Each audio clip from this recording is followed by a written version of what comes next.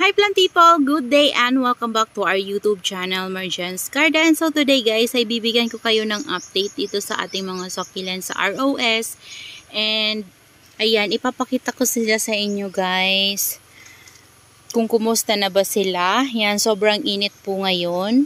Pero ngayon guys ay hapon na kayo. Kung mapapansin nyo wala ng init kasi hapon na po ngayon. Yan, tiniming ko talaga na hapon na ako gumawa ng video para hindi masakit sa balat guys. Grabe kasi guys ang init. Sumasakit yung ulo ko kapag nabibilad ako. So ayan. Dito, tingnan nyo guys. Natutuwa ako guys dito sa ating mga ornamentals. Tingnan nyo. Sa sobrang init, tingnan nyo yung bulaklak ng ating adenium. Ayan. Natutuyuan siya guys. Tapos dito, ayan na bulaklak yung isa natin na adenium. Ayan. Yung ating orchids. Okay naman sila. Ayan, ang tagal na nito oh. Yan, pa isa-isa siya guys na mamatay. Yan, tapos yung isa natin guys na paano pa lang guys nandito. Ayan siya. So, ayan siya. Tapos, ayan, ito yung ating mga cattleya. Meron siyang pausbong na bagong baby. Ang cute. Pero usog. Ayan. Ito din meron din guys. Yan. Mga baby ko lang to guys nabili before. Mga seedlings lang. And ang tagal nila lumaki. Grabe. Ayan. So yan guys. So kailangan na nito ng dilig. Ayan. Tingnan nyo. Nagaganyan yung leaves nila sa sobrang init. Kasi naiinitan talaga sila dito guys. Ayan. Ang pangit ng mga bulaklak ng ating mga, ewan ko ano ba pangalan nito, nakalimutan ko, sensation ba yun? Ayan, and ito guys, so nalusaw yan, pero ngayon tumutubo na ulit. Ayan yung leaves niya, ayan, yun din. Yan, tumutubo na siya ulit. So, ngayon, dito tayo sa ating mga succulents. Ayan, ito yung ating propagation, ang taba-taba propagation ko to ng ating kalangkowi. Ayan, ang taba-taba niya guys, sobrang butsyog to oh. Ayan, tapos dito yung free sa atin na Allsclaw. Yan, Allsclaw ata to guys. Yan, tapos yung ating mga turtle vine dito guys. So, natutuyuan na sila ng mga dahon. Yan, kasi sobrang init. Hindi ko sila dito madilig-dilig. Yan, kasi kapag nag-spray ako guys, hindi naman yung enough para sa kanila yung spray lang. Ayan, dito din guys, yung natin. Ayan, tapos, yan, mga propagation natin guys. Tapos dito, namumulaklak yung ating, nakalimutan ko yung pangalan nito. Ano ba yun? Vampire ba yun? Parang may vampire. Ang ganda ng color ng bulaklak niya guys, oh. Ayan, ang ganda. Yan. Ayan na yung itsura niya guys dito sa ROS. Ayan siya guys, yung ating Ben Bodies at yung ating banana. Ayan. Tapos dito, humahaba na naman yung flower stalk nitong ating isang ito. Ayan yung itsura niya. Ito hindi na siya masyadong makulay. Pero tuyo naman siya. Yan. Tapos ito.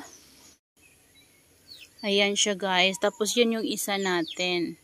Ayan. Tapos yung natin, hindi na tayo masyadong makalapit guys kasi marami tayong halaman dito sa baba. Ayan, kita nyo naman guys, puro na lang ito propagation na nandito natin. Yung ating mga aloes, yung mother plant ko pala guys ng aloes. Ayan, tingnan nyo, nasunog.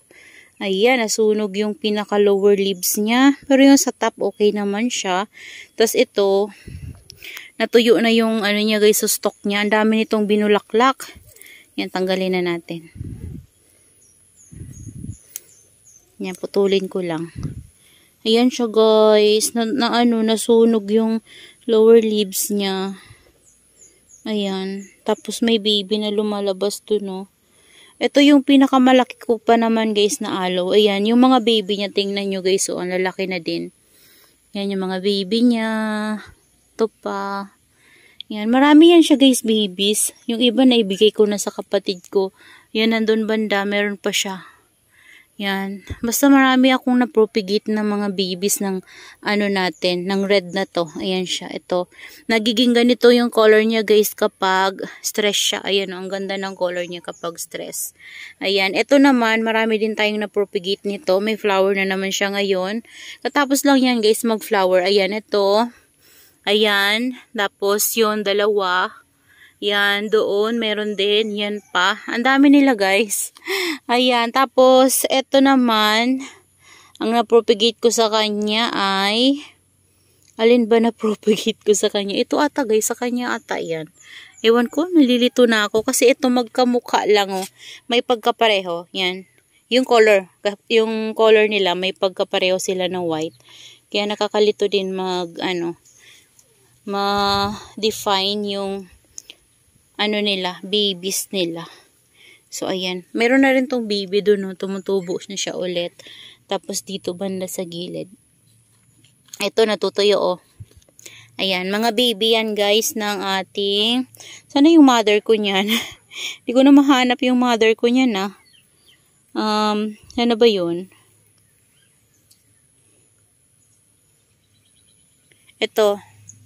Ito yung mother ko niyan, guys. Tapos, ito sila, yung mga babies. Yan, hanggang dito yan, guys. Oh. Charan, charan. Ang dami nila. So, sobrang tuyo na sila, guys. Umulan last day, pero dito, hindi sila masyadong nabasa. Ayan, kasi meron ditong kahoy, tapos meron ditong saging sa pinaka, nila, sa tapat nila. So, dito naman banda, lumalaki yung yung rose cabbage ko na tinanim sa, ayan, yan, soil. Ito, guys, yung soil ng ating pechay. Tinanggal, nung na-harvest ko yung pechay, naisipan ko siyang iripat dyan. So, ayan na sila, guys. So, lumalaki. Ayan. So, nagustuhan nata nila yung, yung soil na puro. Yan. And may mga compost kasi yan, guys. Tapos, ito, tabingi na, oh. Ayan. Ito yung mother plant natin ng ating jadelet green. Ayan. So, yun na, guys, yung propagation ko ng ating Lactea cristata. Ayan, oh. Ayan, di na tayo, guys, makalapit kasi tingnan nyo naman yung nasa harap natin. Ayan, no. Hanggang dito yan. Charan. Hanggang dito. So, yung ating beltana na propagation, ayan na siya, guys. Ayan, propagation lang yan. Yung mother talaga nila, guys, is namatay na. Ayan, kasi nasobrahan yun ng ulan dati. Yan, tas kinat natin. So, yung isa natin na strawberry pala, guys, hindi ko pa na-iriripat. So, bibilian ko na lang yan pat next time kapag nakaluwas na ulit ako. Bihira kasi ako, guys, makaluwas ang bayan kasi ang layo. Ayan, tapos dito, ito na yung mga naripat natin na strawberry. So, didiligin ko ito mamaya. Medyo basa pa siya, oh. Pero kailangan diligin ko siya kasi, gusto niya yung palagi siyang nababasa. Ayan, so meron na siyang flower. Yan, tapos na yan, guys, mamulaklak. Siguro, na yan, magiging bunga na siguro yan. Ito pa. Tapos ito, flower ata yan, guys, oh. Yan. So, ayan lang. Ito pa lang, guys, yung namumulaklak na strawberry ko. Bali, ito yung mga runner na nakuha natin sa mother plant. Ito yung pinaka mother plant niya. Yun, baby na lang niya yan, guys. O, tsaka ito. Yan, propagation ko. Pero yung mother plant, wala pa. Ayan, o. Wala pang wala pang bulaklak. Ayan. Ayan, meron din tayong nabuhay na nasili dyan, guys. Yung sili yan, guys, na labuyo. Tapos dito, yan, punta tayo dito. Ito yung mga natin dito, guys. Ayan, o, ito nasusobrahan na ng init, oh.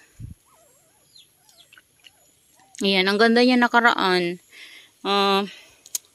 Nasobrahan na ng init. So, ayan, kailangan na naman ito ng spray. Yan, isprayin ko sila, guys, kasi sobrang tuyo talaga nila. So, bali ito, guys, 'di ba?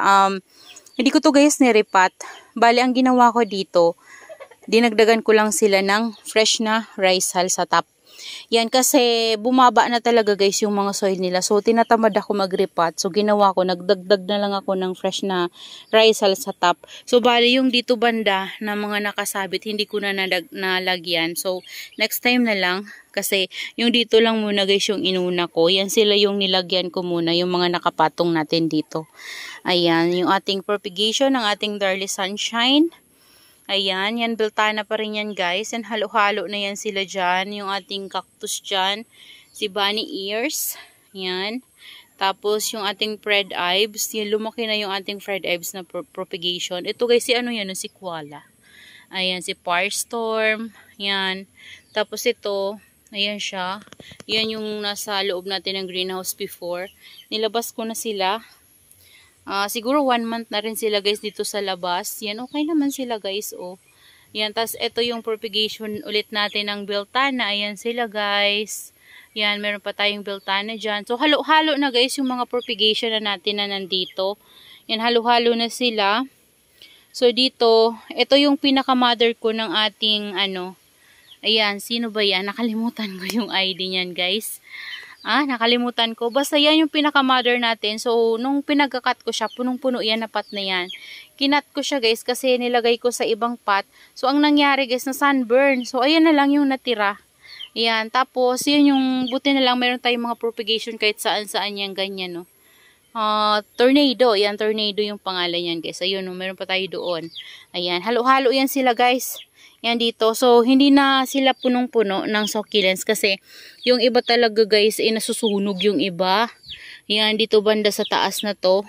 Kasi kapag uminit dito ng morning hanggang tanghali, sobrang lakas po talaga ng init.